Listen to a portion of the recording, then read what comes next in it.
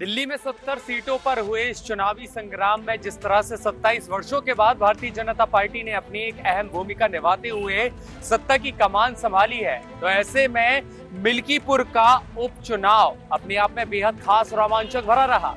जहां एक और सपा का गढ़ कही जाने वाली इस सीट पर भारतीय जनता पार्टी के प्रत्याशी ने करारी मात दी है। क्या रहा है मिल्कीपुर का पूरा डाटा और किस तरह की रही है वो सीट, और आखिरकार कैसे भारतीय जनता पार्टी के एक प्रत्याशी ने दांव खेला, आइए आपको दिखाते हैं स्पेशल रिपोर्ट के साथ। अयोध्या की मिल्कीपुर विधानसभा सीट भारतीय जनता पार्टी ने समाजवादी पार्टी से छीन ली। जी हां, भारतीय जनता पार्टी के चंद्रभानु पासवान ने समाजवादी पार्टी के अजीत प्रसाद को हराया, तो वहीं मुख्यमंत्री योगी आदित्यनाथ ने इस जीत को डबल इंजन सरकार की नीतियों की जीत बताया। बीजेपी ने छीन ली सपा से सीट, बीजेपी के लिए थी प्रतिष्ठा की लड़ाई, लोकसभा में हुई हार का लिया बदला। अयोध्या जिले की मिल्कीपुर विधानसभा सीट बीजेपी ने सपा के हाथ से छीन ली है। बीजेपी के चंद्रभानु पासवान मिल्कीपुर उपचुनाव जीत गए हैं। उन्होंने सपा के अजीत प्रसाद को 61,710 वोटों से करारी शिकस्त दी है। वहीं तीसरे नंबर पर आजाद समाज पार्टी रही, जिसे कुल 5,459 वोट मिले। सपा नेता अवधेश प्रसाद के फैजाबाद से लोकसभा चुनाव जीतने के बाद खाली हुई इस सीट पर 5 फरवरी को उपचुनाव हुआ। ये उपचुनाव समाजवादी पार्टी और बीजेपी के बीच प्रतिष्ठा की लड़ाई बन गई थी। इसका कारण ये है कि यह सीट राजनीतिक रूप से महत्वपूर्ण अयोध्या जिले का हिस्सा है। सपा इस सीट को बरकरार रखने की कोशिश कर रही थी, वहीं बीजेपी इस चुनाव को फैजाबाद में अपनी हार का बदला लेने के अवसर के रूप में देख रही थी। 2022 के यूपी विधानसभा चुनाव में मिल्कीपुर अयोध्या जिले की एकमात्र विधानसभा सीट थी जिसे बीजेपी हार गई थी। चुनाव आयोग की वेबसाइट के मुताबिक अंतिम 31वें राउंड की समाप्ति में चंद्रभानु ने 61,710 वोट से जीत दर्ज की। लोकसभा चुनाव में फैजाबाद सीट पर मिली हार के कारण मिल्कीपुर भारतीय जनता पार्टी के लिए प्रतिष्ठा का प्रश्न बन गई थी। उत्तर प्रदेश के मंत्री से लेकर मुख्यमंत्री ने इस सीट पर जीत का समीकरण बिठाने के लिए पूरी ताकत झोंकी। लोकसभा चुनाव में इसी सीट से विधायक रहे अवधेश प्रसाद ने जीत दर्ज की थी। भाजपा इस सीट को उपचुनाव में जीतकर लोकसभा की हार को पीछे छोड़ना चाहती थी। वहीं समाजवादी पार्टी से ज्यादा यह अवधेश प्रसाद की आन की बात बन गई थी। अवधेश ने टिकट अपने बेटे को दिलाया था। मिल्कीपुर सीट पर बीजेपी की जीत के साथ फैजाबाद लोकसभा क्षेत्र के सभी 5 विधानसभा क्षेत्र पार्टी की झोली में आ गए हैं। सपा ने अवधेश प्रसाद के बेटे अजीत प्रसाद को उपचुनाव में उतारा था, जबकि बीजेपी ने चंद्रभानु पासवान को अपना प्रत्याशी बनाया था। बहुजन समाज पार्टी ने उपचुनाव नहीं लड़ा, जबकि कांग्रेस ने अपने गठबंधन सहयोगी सपा का समर्थन किया। उत्तर प्रदेश के मुख्यमंत्री योगी आदित्यनाथ ने मिल्कीपुर उपचुनाव में भाजपा की ऐतिहासिक जीत के लिए पार्टी कार्यकर्ताओं को बधाई दी। उन्होंने एक्स पर लिखा कि मिल्कीपुर विधानसभा सीट पर उपचुनाव में बीजेपी की ऐतिहासिक विजय की सभी समर्पित पार्टी पदाधिकारियों और कर्मठ कार्यकर्ताओं को हार्दिक बधाई। उन्होंने आगे लिखा कि अजीत प्रधानमंत्री नरेंद्र मोदी के नेतृत्व में डबल इंजन की बीजेपी सरकार की लोक कल्याणकारी नीतियों, सेवा, सुरक्षा और सुशासन को समर्पित उत्तर प्रदेश सरकार के प्रति आमजन के अटूट विश्वास का ही प्रतीक है। तो इस बार का मतदान प्रतिशत भी अपने आप में बेहद अहम रहा, क्योंकि इस बार जो मतदाता जागरूक नजर आए हैं उसका ये कारण भी है कि जहां मिल्कीपुर सीट को लेकर के आप कह सकते हैं कि प्रत्याशियों से ज्यादा, पार्टी से ज्यादा, उम्मीदवार से ज्यादा जनता को इस पूरे चुनाव का इंतजार था। भारी मतों के साथ मिल्कीपुर जीती बीजेपी। मिल्कीपुर में हुआ रिकॉर्ड तोड़ मतदान। 2025 उपचुनाव में 65.35% रहा मतदान। मिल्कीपुर विधानसभा क्षेत्र राजनीतिक रूप से महत्वपूर्ण अयोध्या जिले का हिस्सा है, इसलिए यह उपचुनाव समाजवादी पार्टी और उत्तर प्रदेश की सत्तारूढ़ बीजेपी के बीच प्रतिष्ठा की लड़ाई बन गया। इस सीट पर 10 उम्मीदवार मैदान में थे, लेकिन मुख्य मुकाबला समाजवादी पार्टी के अजीत प्रसाद और भाजपा उम्मीदवार चंद्रभानु पासवान के बीच था। चुनाव आयोग के अनुसार भाजपा ने यह सीट कुल 1,46,397 वोटों से जीती, जबकि समाजवादी पार्टी का उम्मीदवार 61,710 वोट से हार गया। मिल्कीपुर निर्वाचन क्षेत्र में कुल 3.71 लाख मतदाताओं में से 65% से अधिक ने 5 फरवरी को मतदान किया, जो 2022 के विधानसभा चुनाव में दर्ज मतदान से अधिक है।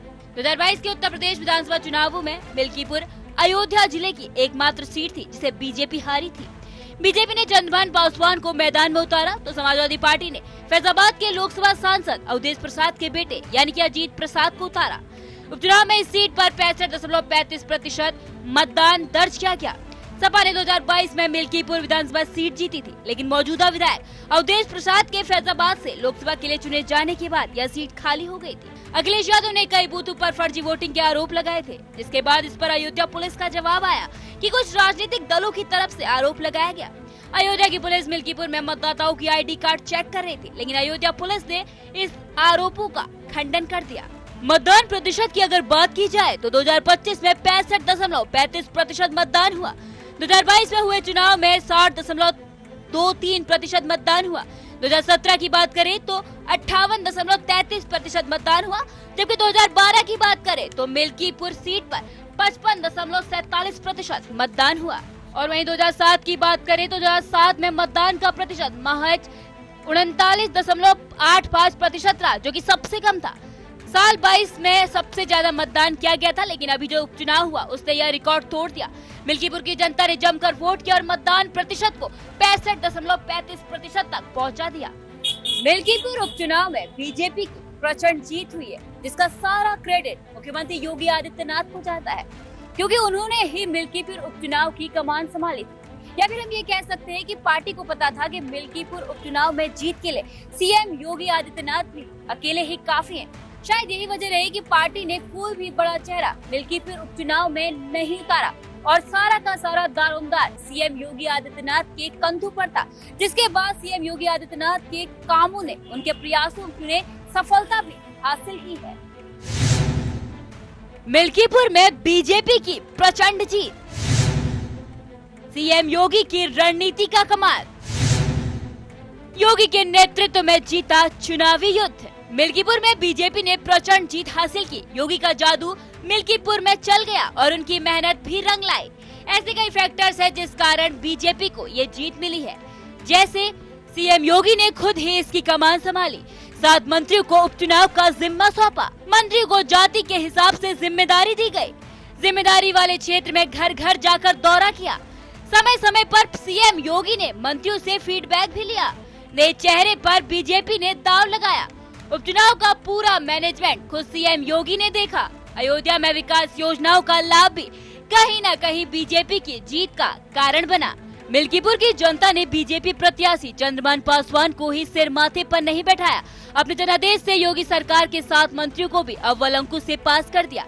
चंद्रभान की जीत में सबसे ज्यादा योगदान तो स्थानीय मतदाताओं का ही है, पर इसमें उन 7 मंत्रियों का कुशल प्रबंधन भी कम प्रभावी नहीं रहा, जिन्हें मुख्यमंत्री योगी आदित्यनाथ ने टास्क सौंपा था। जिले के प्रभारी और कृषि मंत्री सूर्य प्रताप शाही के नेतृत्व में अन्य 6 मंत्रियों ने दिन रात एक जैसा चक्रव्यूह रचा, जिसे सपाई दिग्गज नहीं भेज सके। भाजपा की जीत के बाद अब इन मंत्रियों पर चुनावी वायदे पूरे करने की चुनौती रहेगी। इससे पहले हुए विधानसभा के आम चुनाव में भाजपा ने कड़े मुकाबले में अपनी मिल्कीपुर सीट खोई थी, तो इसे चुनावी अखाड़े की स्वाभाविक लड़ाई में मिली हार भी माना जा रहा है। भाजपा को असल झटका तब लगा जब इसी सीट से विधायक चुने गए अवधेश प्रसाद लोकसभा चुनाव में उस फैजाबाद सीट से सांसद निर्वाचित हो गए, जिसमें हिंदुत्व की हृदय स्थली रामनगरी अयोध्या भी समाहित है। इसी कारण जब मिल्कीपुर में तीसरे उपचुनाव की नौबत आई तो भाजपा ने इसे अपनी प्रतिष्ठा से जोड़ लिया और इस उपचुनाव को हर कीमत पर जीत कर लगन संदेश देने की तैयारी की। वैसे तो भाजपा ने उपचुनाव वाली उत्तर प्रदेश की सभी 10 सीटों पर विजय की रणनीति तैयार की थी और मुख्यमंत्री योगी आदित्यनाथ सहित दोनों उप मुख्यमंत्रियों को इसकी जिम्मेदारी सौंपी थी, लेकिन मिल्कीपुर के लिए अलग से जीत का खाका खींचा गया। कतिपय कारणों से मिल्कीपुर विधानसभा क्षेत्र के उपचुनाव में देरी भले हुई, पर पार्टी की कोर कमेटी के टास्क को पूरा करने के लिए सीएम योगी आदित्यनाथ पूरी तत्परता से जुटे रहे। मंत्री ने योगी के मंत्र की आत्मसात कर विधानसभा क्षेत्र के 3 ब्लॉकों के लगभग प्रत्येक गांव में सघन जनसंपर्क किया। भाजपा के सभी मोर्चा संगठनों की दिन रात बैठकें कर चुनावी तैयारियों की समीक्षा कर अभेद्य बूथ प्रबंधन किया गया। उसी रणनीति के कारण आज बीजेपी ने न केवल मिल्कीपुर में भगवा लहराया, बल्कि चंद्रभान पासवान ने ऐसी जीत दर्ज की जिसकी भविष्य में शायद ही कोई कल्पना कर सके। मिल्कीपुर में बीजेपी की जीत के बाद बीजेपी कार्यकर्ताओं ने जमकर जश्न मनाया और इसी जीत के लिए बीजेपी कार्यकर्ता ने जनता को धन्यवाद दे दिया। योगी आदित्यनाथ के प्लान का नतीजा, योगी की रणनीति से बीजेपी की बम्पर जीत। मिल्कीपुर में प्रचंड जीत पर बीजेपी ने खूब जश्न मनाया और योगी सरकार की खूब तारीफ भी की, क्योंकि यहाँ पर जीत का जिम्मा को सीएम योगी ने उठाया था। मिल्कीपुर में बीजेपी की जीत पर प्रधानमंत्री ने कहा कि अयोध्या के मिल्कीपुर में भाजपा को शानदार जीत मिली है। हर वर्ग ने भारी संख्या में मतदान के लिए काम किया और अभूतपूर्व विजय दी। देश तुष्टीकरण नहीं बल्कि भाजपा की संतुष्टीकरण की पॉलिसी को मान चुका है। अयोध्या के मिल्कीपुर में भी भाजपा को शानदार जीत मिली है। हर वर्ग ने भारी संख्या में भाजपा के लिए मतदान किया है, अभूतपूर्व विजय दिया है।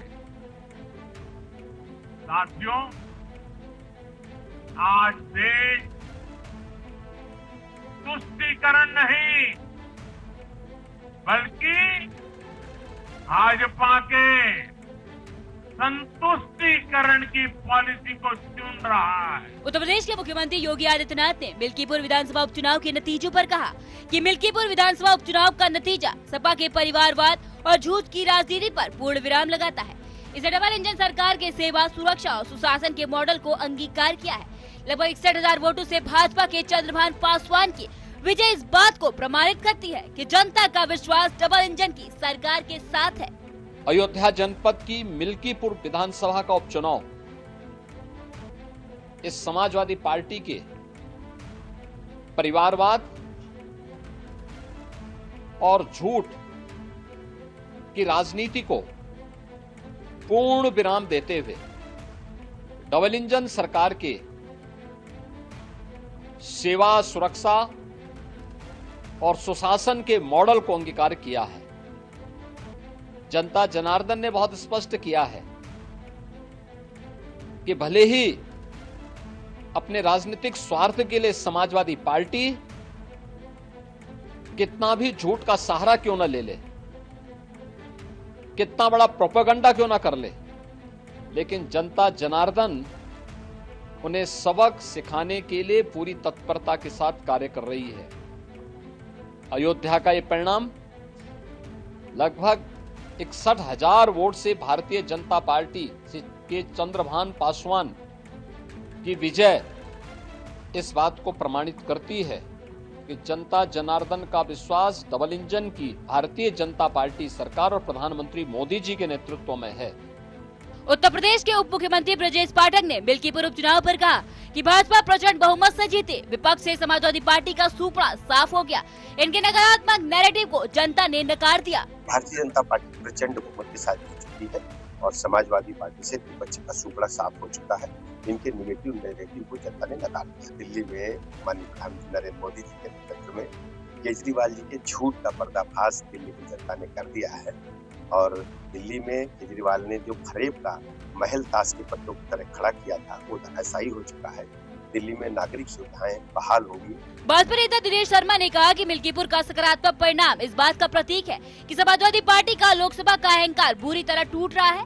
उस समय अफवाहों के कारण कई इलाके प्रभावित हुए थे, लेकिन अब मिल्कीपुर ने वास्तविकता में भाजपा के काम को स्वीकार किया। समाजवादी पार्टी को अपनी हार स्वीकार कर लेनी चाहिए। देखिए, प्रभु राम की कृपा है कि उन्होंने जो कृपा बरसाई है, हमारे कार्यकर्ताओं की मेहनत, योगी जी का कुशल शासन और माननीय मोदी जी का मार्गदर्शन, ये मिल्कीपुर का जो सकारात्मक रिजल्ट है वो इस बात का प्रतीक है कि समाजवादी पार्टी का जो अहंकार लोकसभा का था वो बुरी तरीके से टूट रहा है और वो एक चांस रहा होगा जिसमें अफवाहों के कारण तमाम क्षेत्र प्रभावित हुए थे।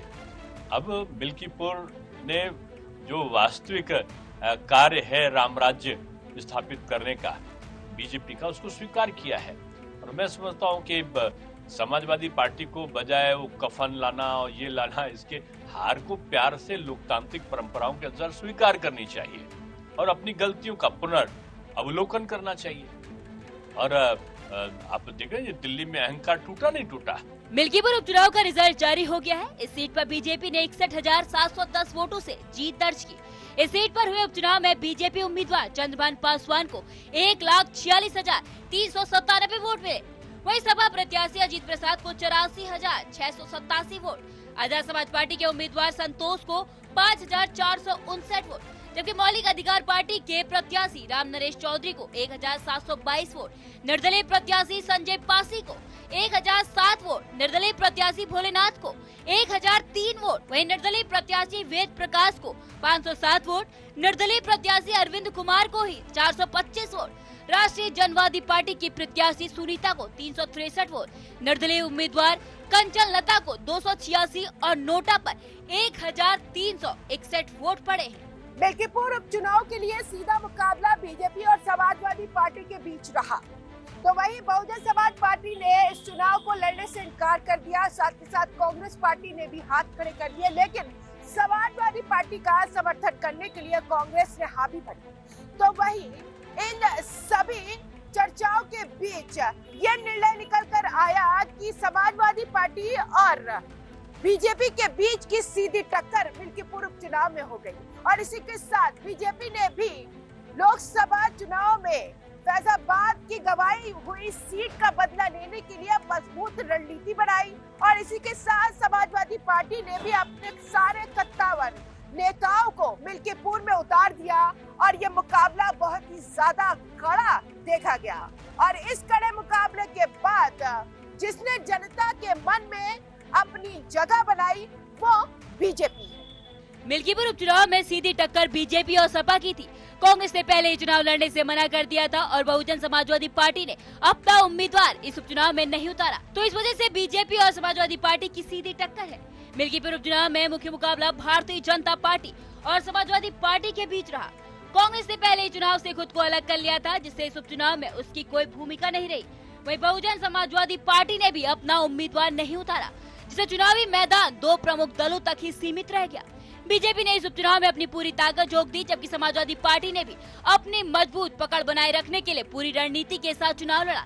दोनों ही पार्टी ने मतदाताओं को लुभाने के लिए बड़े बड़े दावे किए और अपने अपने उम्मीदवारों को जिताने के लिए भरपूर प्रयास किया। चुनाव प्रचार के दौरान बीजेपी ने अपने विकास कार्यों और केंद्र तथा राज्य सरकार की योजनाओं को मुख्य मुद्दा बनाया। वहीं सपा ने महंगाई, बेरोजगारी और कानून व्यवस्था को लेकर सरकार को घेरा। इस सीधी टक्कर के चलते मतदाताओं की भूमिका निर्णायक रही। अब देखने वाली बात यह होगी कि जनता किस पार्टी को अपना समर्थन देती है और इस उपचुनाव में आखिर किसकी जीत होती है। मिल्कीपुर विधानसभा सीट पर पिछले चुनावों में बीजेपी और समाजवादी पार्टी का कड़ा मुकाबला रहा है। राजनीतिक दृष्टिकोण से देखें तो मिल्कीपुर के जमीन पर बीजेपी और सपा का प्रभाव रहा है, जहां हर वक्त स्थिति बदलती रहती है। आखिर क्या कहता है पिछला रिकॉर्ड? किसकी थी मिल्कीपुर की जमीन? मिल्कीपुर में किसका था दबदबा? पिछले कुछ चुनावों पर नजर डालते हैं कि पिछले कुछ सालों में किसकी जीत हुई और किसकी हार हुई। हार और जीत का न क्या मार्जिन रहा। साल 2022 की बात करें तो तब मुकाबले में कई महारथी मैदान में थे, पर चुनाव में सीधी टक्कर बीजेपी और समाजवादी पार्टी की ही थी, जिसमें सपा की जीत हुई और अवधेश प्रसाद ने करीब 13,000 के वोटों के मार्जिन से बाबा गोरखनाथ को हराया। साल 2017 में जब चुनाव हुए तब भी बीजेपी और सपा की ही सीधी टक्कर थी, जिसमें बीजेपी की जीत हुई।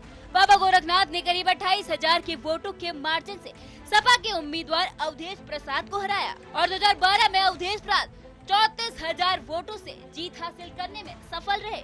मिल्कीपुर उपचुनाव में समाजवादी पार्टी को करारी हार का सामना करना पड़ा, जिससे कि पार्टी को बड़ा झटका लगा। लोकसभा चुनाव में भले ही उन्हें जीत मिली हो, लेकिन इस चुनाव में समाजवादी पार्टी की रणनीति कमजोर साबित हुई। तो वहीं बीजेपी ने लोकसभा चुनाव से सबक लिया और स्थानीय कार्यकर्ताओं की बात को सुना और सही प्रत्याशी को मैदान में उतारकर जीत हासिल। अखिलेश यादव ने बीजेपी पर लगाए आरोप। क्या मुस्लिम मतदाताओं का टर्नआउट कम रहा? मिल्कीपुर उपचुनाव में समाजवादी पार्टी को करारी हार का सामना करना पड़ा। समाजवादी पार्टी को यह बिल्कुल उम्मीद नहीं थी कि वह इस तरह से हार जाएगी। लोकसभा चुनाव की बात कर ली जाए तो अवधेश प्रसाद ने समाजवादी पार्टी को जीत दिलाई थी। समाजवादी पार्टी की तरफ से कई गलतियां की गई, चाहे वो कैंडिडेट को लेकर हो, चाहे अति उत्साह हो। वही बीजेपी ने लोकसभा चुनाव से सबक लेते हुए अपनी रणनीति बनाई। लोकसभा चुनाव से पहले बीजेपी के सांसद लल्लू सिंह के खिलाफ फीडबैक ठीक नहीं मिला था। बावजूद इसके बीजेपी ने उन्हें प्रत्याशी बनाया। नतीजा यह रहा कि राम मंदिर और विकास के बावजूद पार्टी इस सीट को हार गई। 30 दुर्लभ जड़ी बूटियों से निर्मित केश कांति एडवांस हेयर ऑयल बालों को झड़ने से बचाए, नए बाल उगाए व असमय सफेद होने से मुक्ति दिलाए। लेकिन उपचुनाव में बीजेपी ने अपनी रणनीति बदलते हुए स्थानीय कार्यकर्ताओं के फीडबैक पर भरोसा किया और एक कार्यकर्ता को मैदान में उतारा। नतीजा यह रहा कि चंद्रभान पासवान ने अजीत प्रसाद को भारी मतों से परास्त कर दिया। समाजवादी पार्टी प्रमुख अखिलेश यादव ने कहा कि मिल्कीपुर उपचुनाव में चुनाव नहीं लूट रही थी, जनता ने इसे देखा है। जो लोग कह रहे हैं कि हमने अयोध्या की सीट हारने का बदला ले लिया है, मैं उनसे कहना चाहता हूं कि आप अयोध्या से बदला नहीं ले सकते। उत्तर प्रदेश की हमने आपने लूट देखी है। ये जो लोग एक विधानसभा पूरी ताकत लगा दी इन्हें तो लोकतंत्र में कोई बहुत बड़ा सम्मान देना चाहिए। लोकतंत्र में इन्हें सम्मान मिलना चाहिए। उन बीएलओ को सम्मान मिलना चाहिए जिन बीएलओ ने पर्ची नहीं पहुंचाई, नाम काट दिए समाजवादियों के। उन अधिकारियों को भी लोकतंत्र का कोई न कोई पुरस्कार मिलना चाहिए। जिन्होंने वोट नहीं डालने दिया, ऐसे लोगों को विशेष सम्मान देना चाहिए। जिन्होंने 6 वोट डाले, 2 वोट डाले, लोकतंत्र में उनको भी सम्मान मिलना चाहिए। जो दूसरे जिलों से आकर के भारतीय जनता पार्टी के लिए उस जिले में वोट डाले थे, जो हम लोगों ने पकड़ लिए थे। तो ये चुनाव नहीं था, ये लूटा था इन्होंने चुनाव, और ये जनता देख रही है। ये पीडीए के लोग, पीडीए समाज के तमाम मतदाता देख रहे हैं कि उनके साथ क्या भेदभाव हो रहा है। जो लोग मिल्कीपुर जीत करके कोई संदेश देना चाहते हैं, अयोध्या की हार मिल्कीपुर की जीत बराबर नहीं कर सकती है। अयोध्या की हार हमेशा हमेशा के लिए अयोध्या की हार रहेगी, वो बदला नहीं हो सकता मिल्कीपुर की जीत। मिल्कीपुर उपचुनाव के नतीजों पर समाजवादी पार्टी के प्रमुख अखिलेश यादव ने भारतीय जनता पार्टी पर जमकर निशाना साधा है और उपचुनाव में ईमानदारी न बरतने के आरोप भी लगाए हैं। तो मिल्कीपुर सीट में भारतीय जनता पार्टी की इस प्रचंड जीत के पीछे सबसे बड़ा राज राष्ट्रीय स्वयंसेवक संघ के आरएसएस के इस संगठन को जाता है, जहां उनके द्वारा बारीकी से जातियों को एकत्रित करते हुए काफी सारा सहयोग दिया और उसका नतीजा आम जनमानस के सामने दिखा। सपा के हिंदुत्व विरोध का भी मिला फायदा। बटेंगे तो कटेंगे का नारा रहा प्रभावी। हिंदुओं को एकजुट रखने की रणनीति रही कामयाब। मिल्कीपुर का सियासी रण जीतने में भाजपा की रणनीति तो काम आई है, साथ ही आरएसएस की हिंदुओं को एकजुट करने की नीति ने भी बढ़त दिलाने में बड़ी भूमिका निभाई। संघ परिवार के साथ ही अखिल विद्यार्थी परिषद, विश्व हिंदू परिषद समेत सभी वैचारिक संगठनों ने मिल्कीपुर उपचुनाव को जिताने में कोई कसर नहीं छोड़ी। भाजपा के साथ इन संगठनों ने भी पीडीए के फॉर्मूले का भ्रम तोड़ने के लिए जमीन पर काम किया। सूत्रों की माने तो कुंदरकी और कठेरी जैसा विषम जाति समीकरण वाला चुनाव जीतने के बाद भाजपा ने संघ परिवार के सुझाव पर मिल्कीपुर के लिए रणनीति बदलकर तैयारी शुरू की थी। दरअसल कुंदरकी और कठेरी सीट पर 3 दशक बाद कमल खिलने के बाद पार्टी और संघ ने जीत के कारणों की पड़ताल शुरू की। संघ ने पड़ताल के बाद निचोड़ निकाला कि सीएम योगी आदित्यनाथ के बटोगे तो कटोगे के नारे का अलग अलग जातियों में बटे हिंदू पर बड़ा असर पड़ रहा है। नारे का यह असर रहा कि कटेरी और कुंदरकी में भी 3 दशक बाद कमल चटक रंग के साथ खिला। संघ ने इसी आधार पर भाजपा के साथ मिलकर मिल्कीपुर का रण जीतने की रणनीति बनाई। इसके तहत संघ कार्यकर्ताओं ने घर घर जाकर हिंदू एकता पर जोर दिया। इस अभियान ने बाजी पलटने में बड़ी भूमिका निभाई है। सीएम योगी आदित्यनाथ ने अयोध्या में मनाए दीपोत्सव पर मिल्कीपुर की जीत की रणनीति तैयार कर ली थी। लोकसभा चुनाव हारने के बाद भी सीएम ने राम मंदिर निर्माण में रोड़ा अटकाने और मुस्लिमों के ध्रुवीकरण के लिए सपा नेताओं के रामलला के दर्शन से दूरी बनाने का मुद्दा उठाया, जो हिंदू समाज को एकजुट करने में मददगार साबित हुआ। सपा ने फैजाबाद लोकसभा सीट पर जीत के गलत मायने निकाले। उसे भाजपा प्रत्याशी के प्रति फैली नाराजगी मानने के बजाय हिंदुत्व की राजनीति का पटाक्षेप मान लिया और यही सपा चूक कर गई। सपा का हिंदुत्व विरोधी भी पिछड़े दलितों को भाजपा के पक्ष में एकजुट करने में मददगार रहा। सपा नेतृत्व का मानना था कि हिंदुत्व का विरोध उन्हें मुस्लिमों के बीच नायक बना देगा। वो भूल गए कि हिंदुत्व के एजेंडे पर गिनाने को बहुत कुछ है। यही वजह है कि सपा को अवधेश के जरिए हिंदुत्व की राजनीति ध्वस्त करने की कोशिश काफी महंगी पड़ गई। चंद्रभानु पासवान ने मिल्कीपुर उपचुनाव में बम्पर जीत हासिल की, तो वहीं बीजेपी और समाजवादी पार्टी ने मिल्कीपुर में उम्मीदवार को प्रमुख दलित पासी चेहरे को मैदान में उतारा और इसी के साथ मुकाबला बहुत ही ज्यादा कड़क और कड़ा देखा गया। मिल्कीपुर में बीजेपी को ऐसे नहीं मिली जीत। शानदार रणनीति और कार्यकर्ताओं ने ऐसा पलटा पूरा पासा। यूपी के मिल्कीपुर में हुए उपचुनाव में बीजेपी को जबरदस्त जीत मिली है। इस जीत ने फैजाबाद सीट पर लोकसभा चुनाव में मिले जख्म पर मरहम लगा दिया। लोकसभा चुनाव में फैजाबाद सीट से सपा उम्मीदवार अवधेश प्रसाद ने जीत हासिल की थी, जिसका खूब प्रचार किया गया था। वहीं अखिलेश यादव ने उन्हें तरजीह देते हुए लोकसभा में राहुल गांधी के साथ पहली पंक्ति में बिठाया। उपचुनाव में बीजेपी की जीत के बाद पार्टी के कार्यकर्ताओं में काफी उत्साह भी नजर आ रहा है। वहीं जीत के बाद कार्यकर्ताओं ने कहा कि हमने फैजाबाद की हार का बदला ले लिया है। इस चुनाव में दोनों पार्टियों ने क्षेत्र की प्रमुख दलित उपजाति पासी में को भी अपना उम्मीदवार बनाया था। पिछले आम चुनाव की हार बीजेपी के लिए हैरान करने वाली थी, जो कि अयोध्या में भव्य राम मंदिर के निर्माण के मैच 5 महीने बाद हुई थी। दलितों और ओबीसी को एहसास हुआ कि उन्हें विपक्षी पार्टियों के नेताओं ने 2024 में धोखा दिया था। प्रधानमंत्री नरेंद्र मोदी के शानदार नेतृत्व में केंद्र में लगातार तीसरी बार चुनाव जीतने के बावजूद ताने अक्सर मिलते रहते थे और अयोध्या की हार बीजेपी को अक्सर परेशान कर रही थी। पार्टी को विपक्ष के दलित विरोधी प्रचार का मुकाबला करने और यह साबित करने के लिए भी कड़ी मेहनत करनी पड़ी कि सपा की फैजाबाद जीत महज एक भूल थी। उपचुनाव में मिली जीत की वजह से पार्टी के अंदर उत्साह और भी ज्यादा बढ़ गया है।